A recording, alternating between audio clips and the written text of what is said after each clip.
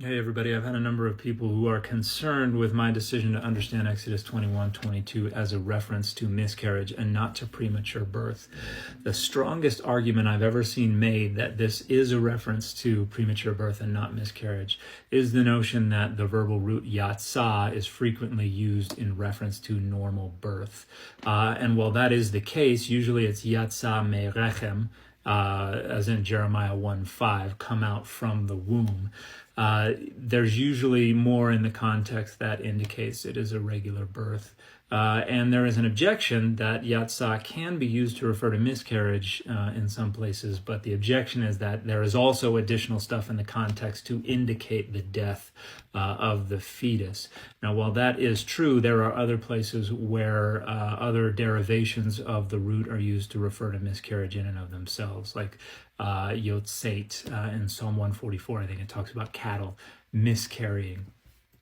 And so this is pared down Hebrew. It's just vayatsu yaladeha, which actually means her children, they leave or depart. Doesn't say anything about the womb. And so it is ambiguous. I will grant that the Hebrew in and of itself is ambiguous.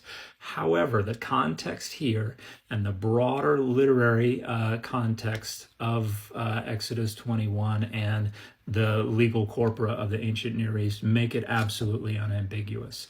To begin with, all ancient Jewish authorities understand this unambiguously to refer to miscarriage. Additionally, imposing a fine is something that happens when there is material loss.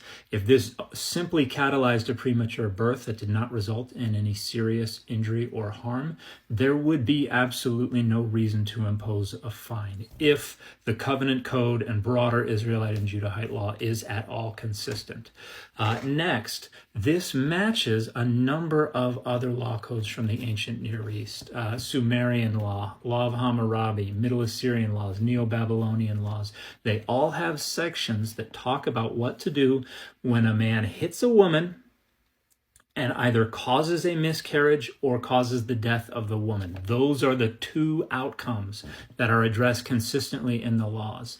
And the covenant code is directly based on Hammurabi's law, and that's what's going on behind me. This is a segment from David Wright's excellent book, Inventing God's Law, which is precisely about how the covenant code is based on the laws of Hammurabi. And as you can see, causing a miscarriage directly parallel to the laws 209 to 214, which again address two circumstances: hitting a woman that causes a miscarriage or causes her to die.